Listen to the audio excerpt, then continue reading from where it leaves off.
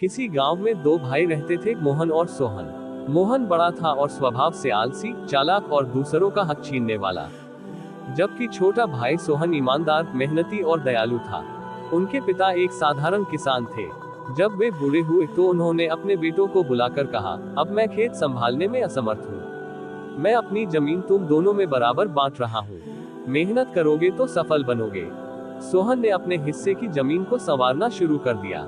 वह सुबह जल्दी उठता, खेत में हल चलाता, समय पर बीज बोता और फसल की देखभाल करता। वह हमेशा ईमानदारी से काम करता और कभी किसी का हक नहीं छीनता। दूसरी ओर मोहन ने अपनी जमीन बेच दी और उन पैसों से आराम करने लगा।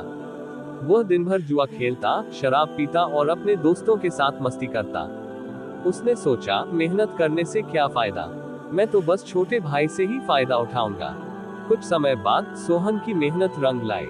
उसके खेत में लहलहाती फसल उगने लगी, उसके पास अच्छी आमदनी होने लगी। उसने अपनी जमीन बढ़ाई, एक अच्छा घर बनाया और गांव में उसकी इज्जत होने लगी।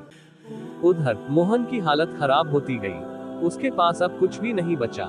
जब उसे खाने के भी लाले पड़ गए तो उसने सोहन से मदद मांगी। सोहन ने भाई की हालत देखकर दया दिखाए और कहा, भाई मेहनत करोगे तो जीवन सुधर जाएगा। मैं तुम्हें फिर से खेत दूंगा, लेकिन इस बार आलस्य छोड़कर ईमानदारी से काम करना पड़ेगा। मोहन ने सोचा, अगर मैं दोबारा मेहनत करूंगा तो वक्त लगेगा। क्यों न मैं सोहन के पूरे खेत पर कब्जा कर लूं। रात में वह अपने कुछ चालाक दोस्तों के साथ सोहन के घर गया और बोला, तूने तो बहुत तरक्की कर ली, लेकिन मैं गरीब हो गया हूँ। अब ये खेत मेरा है। सोहन ने समझाया, भाई खेत पर हक मेहनत से बनता है, जब तुमने कुछ किया ही नहीं तो तुम्हें कैसे हक मिल सकता है। लेकिन मोहन नहीं माना और जबरदस्ती खेत पर कब्जा करने की कोशिश करने लगा। उसी समय गांव के मुखिया और कुछ लोग वहां आ गए। उन्होंने मोहन की हरकतें देख ली। मुखिया बोले, मोहन तुमने मेहनत छोड़ दी, छल कपट अपनाया, इसलिए तुम्हारी यह हालत हुई है। जो मेहनत करता है उसे ही फल मिलता है।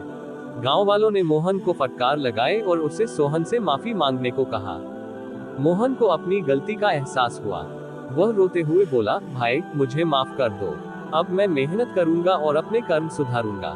सोहन ने अपने भाई को गले लगाया और कहा, अब तुम्हें अपने कर्मों से खुद को साबित करना होगा। इस कहानी से हमें ये सीख मिलती है कि कर्मों का फल हमें वैसा ही मिलता है जैसा हम करते हैं।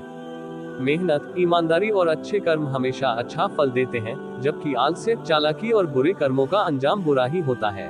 तक पहुंचाएं और मेहनत की प्रेरणा लें। हमारे चैनल को सब्सक्राइब करें।